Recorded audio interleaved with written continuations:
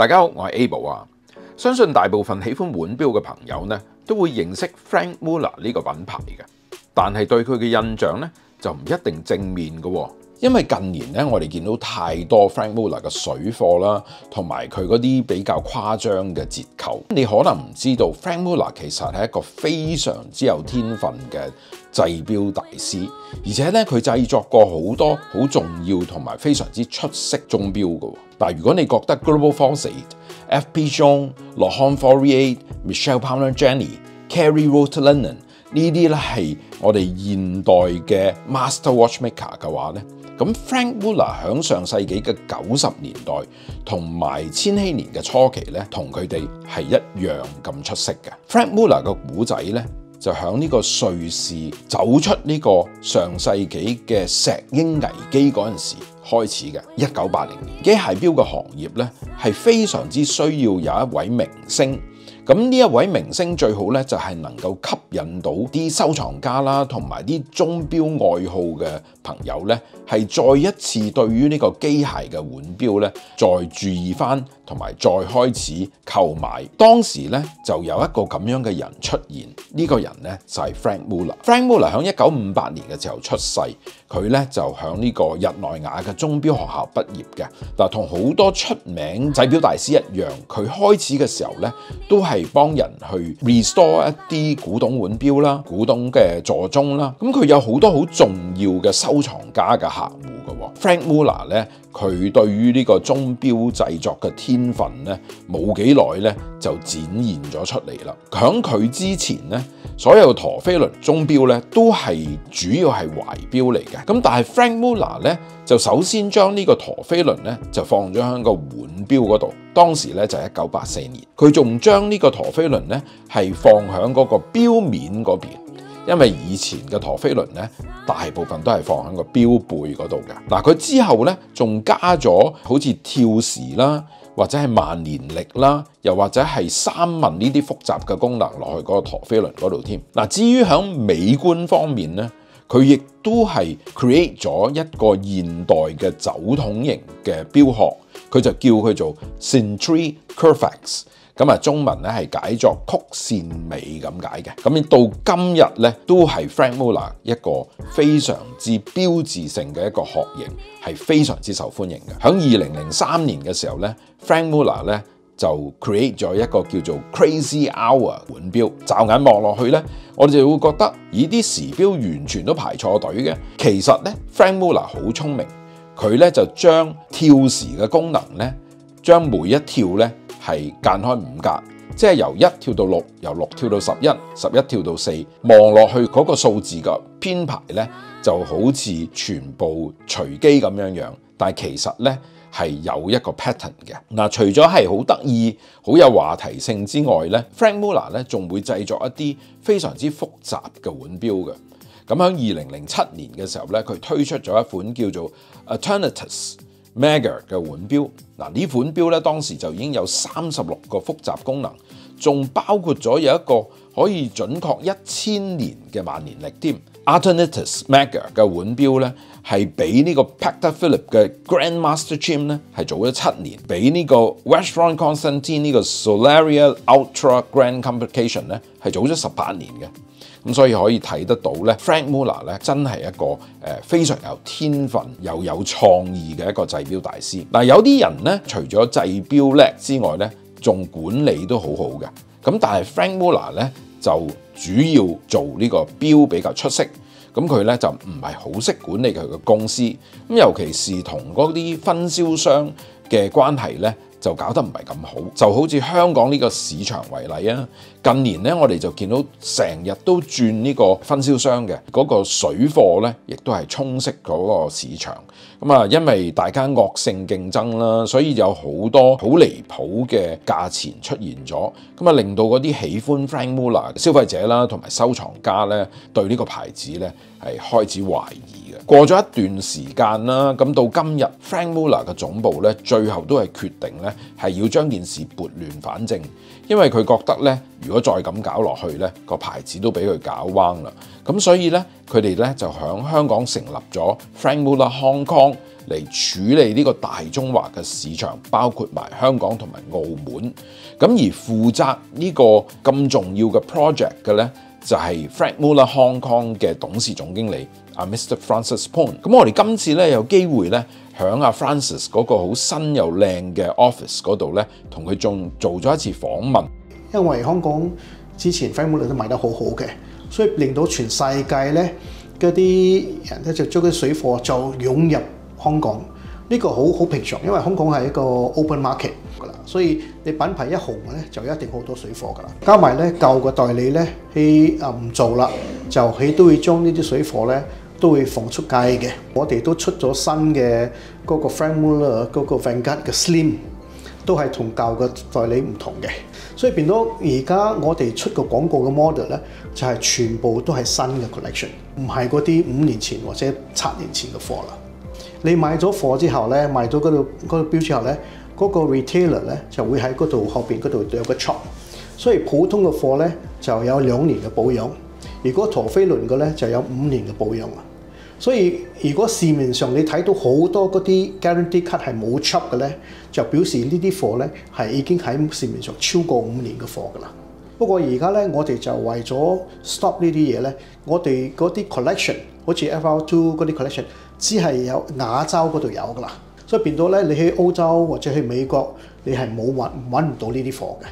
所以咁咧，我哋咁做咧就可以保護到我哋嘅 consumer 嗰個佢哋嘅 interest， 佢哋就覺得佢哋就算成嗰度去東南亞或者去澳洲買嗰個價錢係一致嘅，個 discount 都係一樣嘅。當然喺香港咧，其實有着數，因為香港冇 GST， 所以如果買錶嚟講咧，香港係最平嘅。普通嘅錶咧就5% discount maximum，OK， 5% discount maximum。你如果陀飛輪咧就10% discount。不過咧，我哋就會送客啲禮品嗰啲gift purchase 啦。特別我哋為客特別做嘅嗰啲 Franck Muller 嘅嗰啲紀念品，所以希望用呢個方式嚟俾我哋嘅 consumer 知道，Franck Muller 而家同以前嘅做法係唔同㗎啦。其實 Franck Muller 咧，其實咧而家基本上99.9%嘅嘢都係瑞士做㗎啦，因為佢哋除咗有自己嘅殼廠咧，佢哋都有嗰個機芯，仲有嗰個面盤，加埋 strap。全部都係佢哋自己嘅廠喺瑞士嗰度做㗎啦。因為而家咧瑞士咧就有啲 grey area， 就話你要 Swiss make 咧，你60幾65啊，好似係65或者70，就係當係 Swiss make 㗎啦。所以咧變到其他牌子咧有啲就係嗰啲殼咧有可能係大陸做嘅，就寄過去佢度組裝啦嘛。不過 Franck Muller 咧就行前咗好多步㗎啦，所以對佢哋咧就連組裝連 case。Dial、straps 全部都係喺瑞士做㗎啦。喺全世界嘅錶排行榜咧，我哋 Franck Muller in terms of 嗰個 volume 係排全世界25，所以嗰個 complication 咧要睇唔同嘅 market。其實有啲 market 係佔咗1/4，有啲 market 係佔咗1/5，所以要睇唔同嘅 market 㗎啦。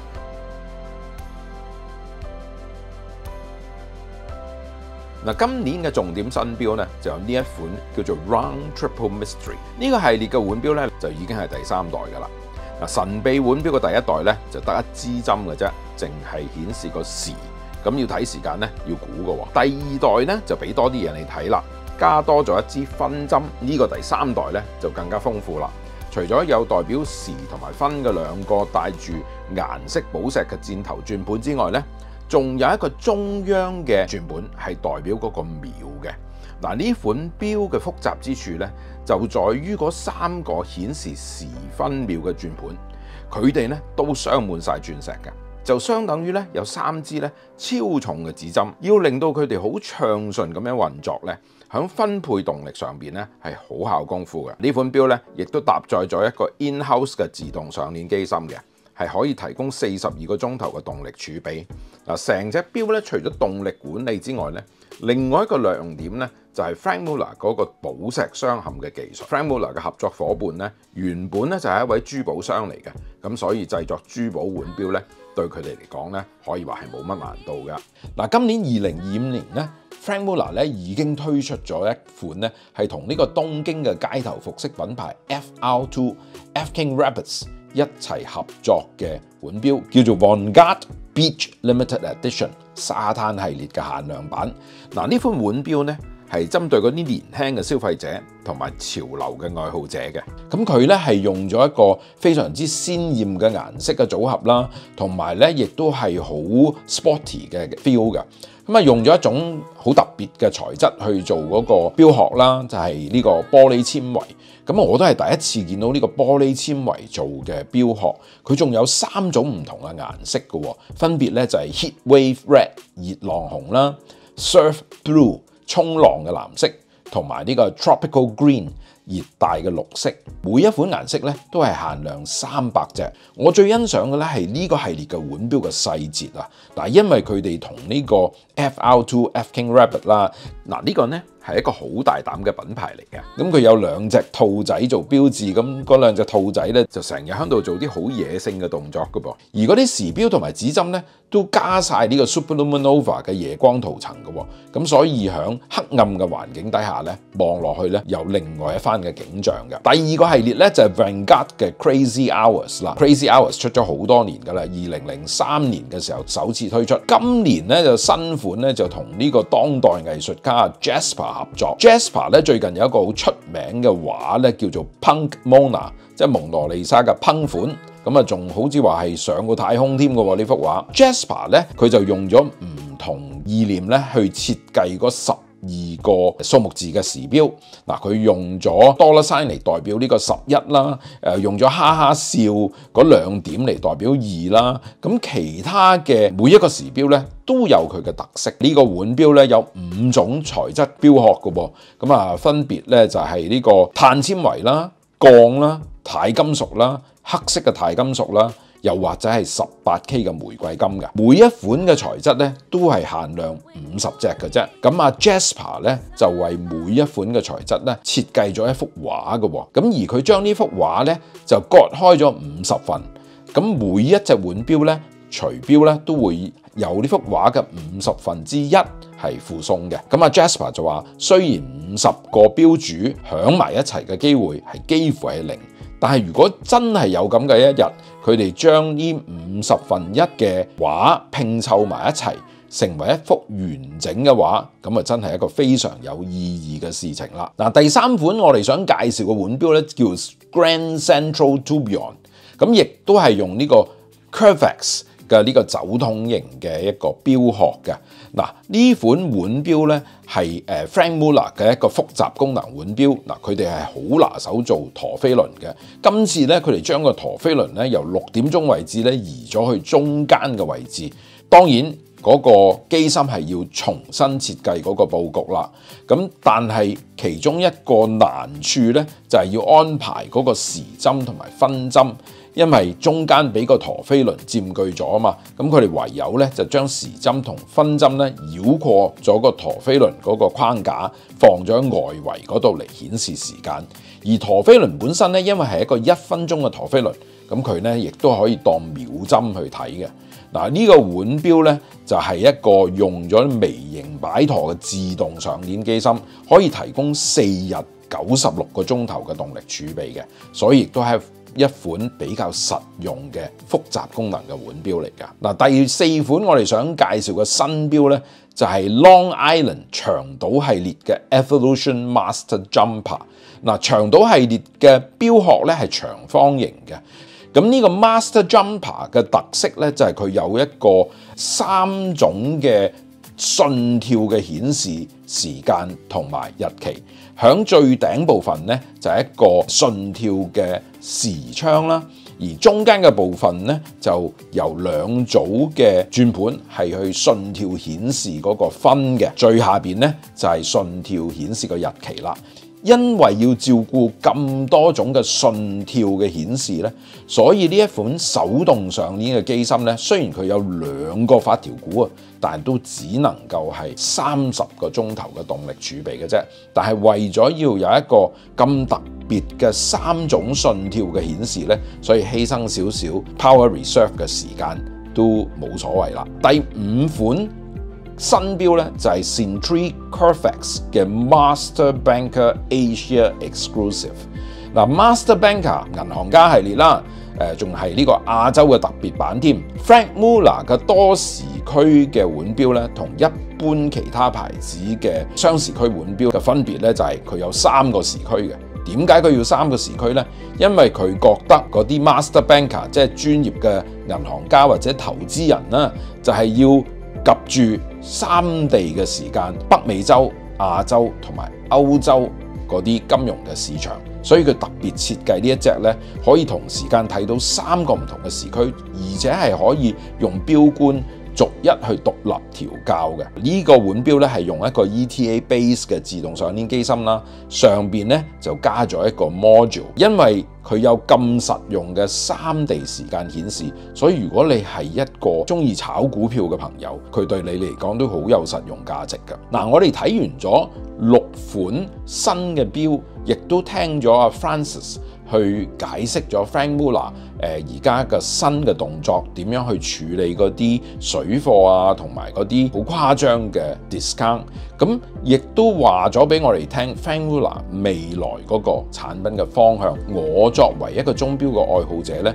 我都好希望 Franck Muller 咧係真係可以回復到昔日嘅光彩。咁如果作為錶迷嘅你又點樣睇今次 Franck Muller 新嘅動作同埋新嘅產品呢？喺留言區嗰度話俾我哋聽啊！今個 video 嘅時間差唔多啦，我哋下個 video 再見，拜拜。